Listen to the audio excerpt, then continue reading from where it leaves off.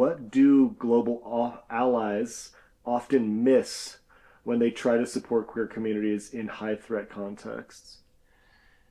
Um, their internal resources, their ability to solve problems themselves. Like when I'm on a call with our community leaders across the 34 countries we serve, um, my conversation is always, well, what's the problem? What do you think we should do? What are the resources we need? Um, I think just understanding and coming from the context that there's always a lot more resources present in the situation and on the ground, and a lot more that works than maybe even the people on the ground realize. So rather than coming with sort of a wholesale new approach and new solution, working with what's already working there and really utilizing the resources of the community. Like we looked at in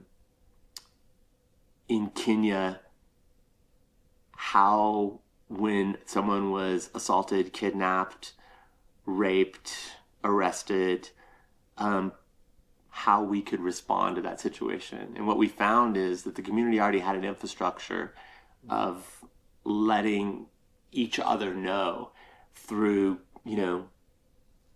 through the grapevine, through the live wire, and that system of alerting to danger, almost like um, a herd of animals, was almost instantaneous.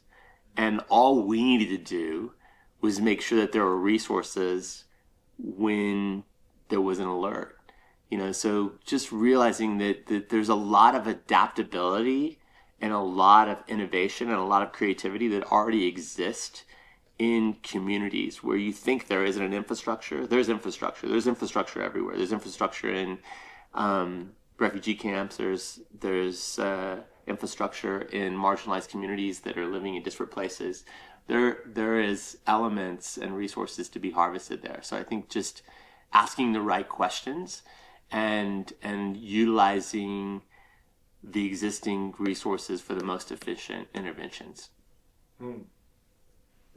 Yeah, I think it's really thought provoking, especially because, a lot of these, when you think of activism, and you think of these different, NGOs and everything, it's like coming in and trying to solve something, whether it's like, you know, different methods or more funding, but it's sounding like you don't always need to reinvent the wheel. It's more like adding the support to the framework that's already there.